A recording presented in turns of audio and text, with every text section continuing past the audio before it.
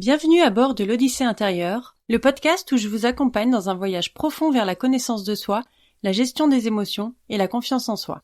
Je m'appelle Erika et je suis coach certifié Master Coach PNL et praticienne clean. Dans cet espace d'exploration, nous créons une petite bulle de douceur où nous plongerons ensemble au cœur de nos émotions, de nos peurs et de nos croyances. Alors, installez-vous confortablement et c'est parti. Bonjour à tous. Aujourd'hui, on parlera de la confiance en soi. Ça va être le thème des 2 ou 3 prochains épisodes, mais sous des aspects différents, notamment des interviews d'invités. Alors aujourd'hui, je voudrais vous partager des réflexions intimes, des souvenirs d'enfance, pourquoi j'avais pas confiance en moi, mes expériences. Et voilà, peut-être que vous pourrez vous reconnaître dans certaines situations, vous identifier à des histoires, ou peut-être que vous avez tout simplement vécu des événements similaires dans votre vie. Le manque de confiance en soi vient souvent de l'enfance. Ça peut être des parents, de l'entourage proche, ça peut venir aussi des élèves de l'école, quand on a subi notamment du harcèlement, ou des critiques, des moqueries, des remarques, des jugements, même adultes ou ados, des expériences compliquées ou qui n'ont pas eu le résultat escompté. Mais globalement, si on a des parents encourageants, aimants, qu'on est entouré de personnes qui nous poussent vers le haut, qui nous acceptent comme on est, c'est globalement plutôt rare de manquer de confiance en soi. Mais à l'extrême, si on a des parents, par exemple, étouffants, qui anticipent nos actions, nos problèmes, là on peut se sentir incapable en fait, se dire s'ils le font avant moi, s'ils anticipent autant, s'ils me protègent autant, c'est peut-être que je suis pas capable. Enfin voilà, le manque de confiance en soi vient pas forcément directement des mots des parents, de leurs actes, mais ça peut aussi être, par exemple, quand vous avez des parents qui n'ont pas confiance en eux, forcément les parents sont les modèles. Donc si vous voyez que vos parents n'ont pas du tout confiance en eux, qui n'osent pas être qui ils sont, qui n'osent pas se mettre en avant, bah là, c'est pareil, ça peut se transmettre aussi par cette voie-là. Alors maintenant, je vais parler de mon rapport à la confiance en moi. Alors j'ai eu longtemps, un gros manque de confiance en moi. Ça fait très peu de temps que j'ai vraiment confiance en moi. Et c'est libérateur, ça fait du bien. On se sent tellement plus libre, plus léger. On avance, on teste, on ose se mettre en avant. Des choses que j'aurais jamais pu faire il y a quelques années encore. En bref, on se sent mieux avec soi-même quand on travaille de toute façon l'image de soi, la perception de soi, l'estime de soi. Et tous les domaines associés, en fait, qui font partie de la confiance en soi, qui elle-même fait partie d'un tout. Je vais vous raconter par exemple l'histoire d'une personne qui est venue me voir il y a pas très longtemps, qui est venue me voir pour un manque de confiance en elle. On a creusé un peu, mais très rapidement, je me suis aperçue que c'était pas un manque vraiment de confiance en elle, parce qu'elle avait confiance en ses capacités, en ce qu'elle faisait, mais c'était plutôt un problème avec l'image d'elle-même. Elle avait vraiment du mal à se voir avec son apparence. Et voilà, donc c'est tout l'intérêt du coaching, entre guillemets, c'est que quelqu'un vient nous voir souvent pour un problème, pour un objectif, mais quand on creuse un peu, on se rend compte que la personne ne situe pas forcément le problème au bon endroit. Cette personne qui est venue me voir, elle était, pourtant elle est vraiment chou, elle est mignonne, elle est adorable, enfin voilà. Elle a aucune raison d'avoir honte d'elle-même. Et je me dis que c'est fou comme on se construit une image de soi qui est pas du tout la réalité.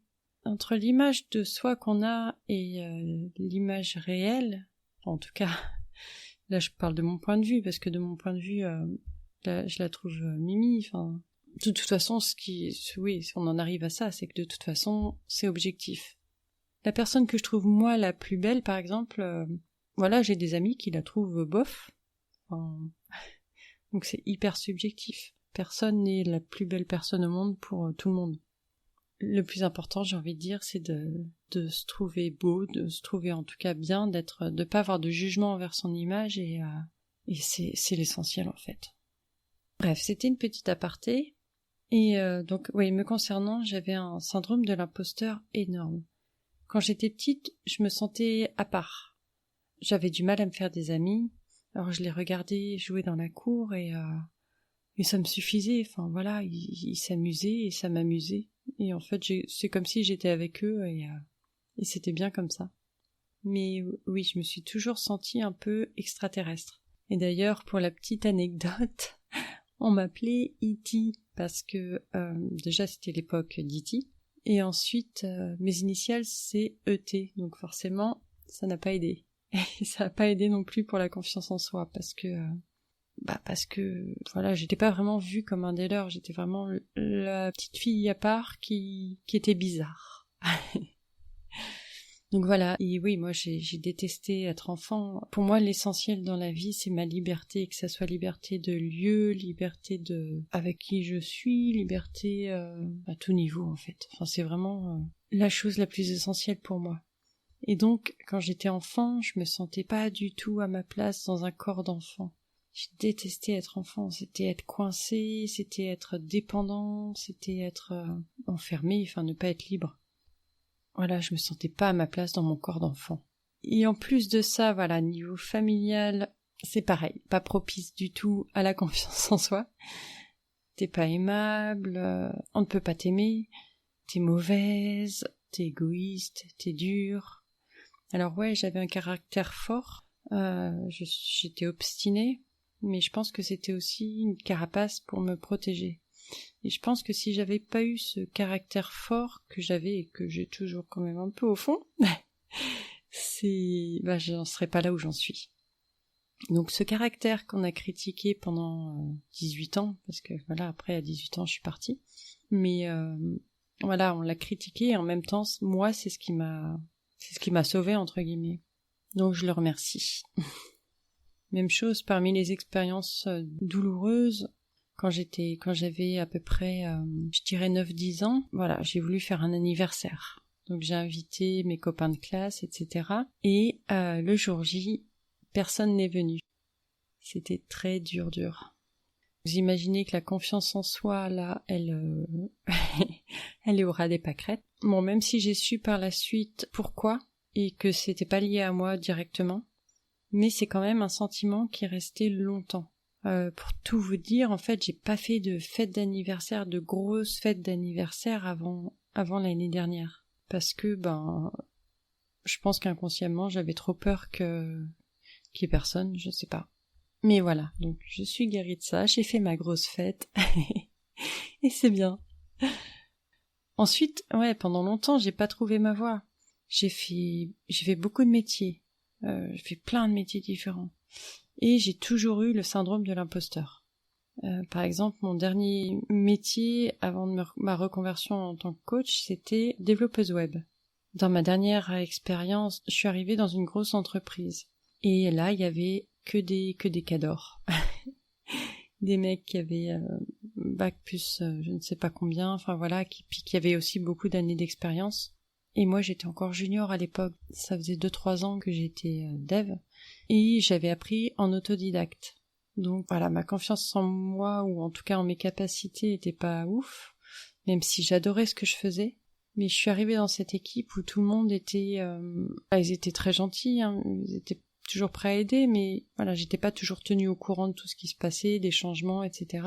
Et voilà, je n'étais pas à l'aise et c'était dans un domaine qui ne m'intéressait pas du tout. Donc forcément, voilà, c'était pas... Voilà, c'est là que je me suis rendu compte que...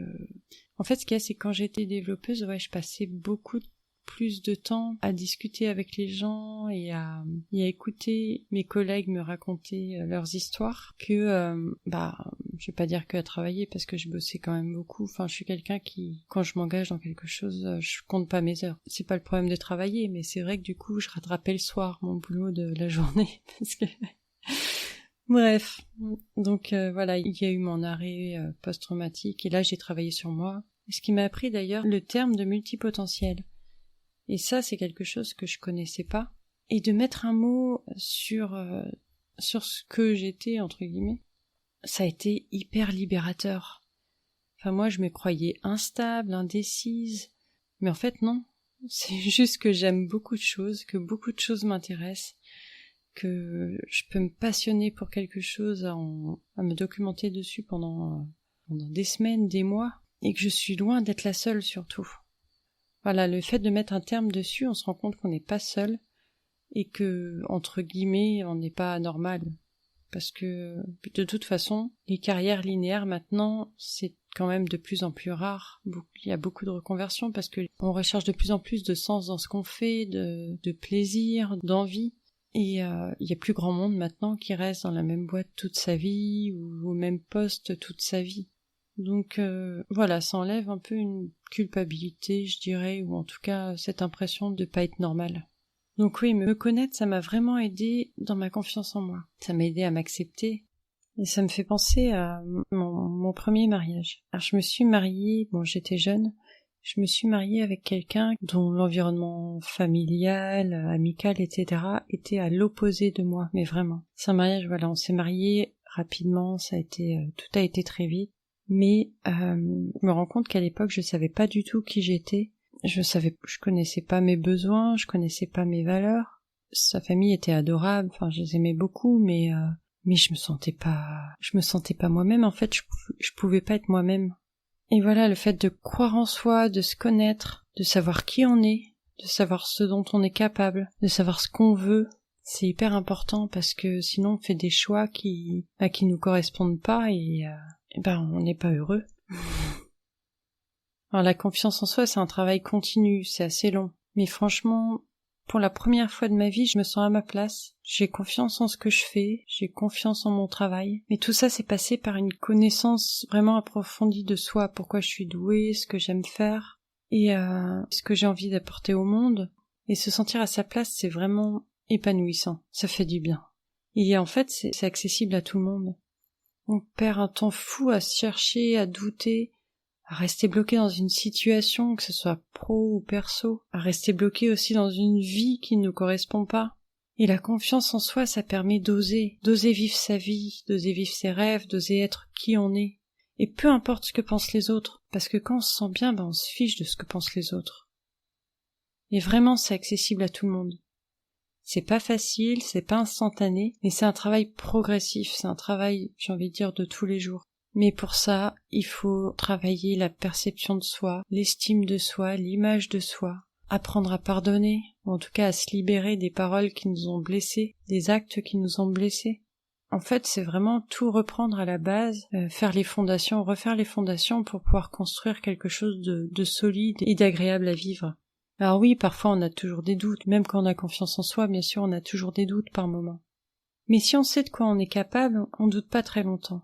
Voilà, c'est ce que je voulais vous dire dans cet épisode, c'est que on a beau avoir par le passé vécu des événements, ou entendu des paroles, ou vécu des choses pas forcément, qui font qu'à l'heure actuelle on n'a pas confiance en soi, mais c'est pas une fatalité. J'ai envie de dire, c'est presque un choix. Est-ce que j'ai envie d'aller mieux ou pas? Est-ce que j'ai envie de vivre la vie que je mérite de vivre ou pas? Et voilà. Si vous avez des remarques, des questions suite à cet épisode, n'hésitez pas, j'adorerais échanger avec vous, et c'est avec plaisir. Si jamais vous êtes intéressé par l'idée de travailler votre confiance en vous, je suis en train de lancer un programme sur la confiance en soi. C'est un programme en 7 modules où on travaille vraiment les conséquences et les causes du manque de confiance en soi, la perception de soi, on apprend à mieux se connaître, vous apprenez vous à mieux vous connaître, renforcer votre confiance en vous, gérer le stress et l'anxiété liés aux interactions sociales ou aux situations qui vous angoissent. On apprend à développer justement ses compétences sociales par la communication, comment communiquer, comment se détacher du regard des autres, et surtout de passer à l'action. De penser à l'action en se concentrant sur ses réussites, en travaillant son mental, et en faisant un plan d'action, en créant un plan d'action. Alors c'est un programme dans lequel vous aurez des audios, des exercices, des questions d'introspection, une messagerie pour me contacter, des sessions de live avec moi chaque semaine. Et ce programme, il est en bêta-test, c'est-à-dire qu'il est en pré-lancement. Donc être bêta-testeur, c'est faire partie des tout premiers à découvrir et à bénéficier d'un programme avant son lancement officiel. Donc l'idée, c'est de me faire vos retours, de me donner vos avis, de faire éventuellement des suggestions pour l'améliorer, pour le perfectionner. Et donc, l'avantage du bêta-test, c'est que le tarif est à un prix mini par rapport au programme final qui sera lancé. Donc si jamais ça vous intéresse, je vous mets le lien dans la description de l'épisode. Et pareil, si vous avez la moindre question, n'hésitez pas. Toujours. Je vous souhaite une très belle journée ou soirée et je vous embrasse.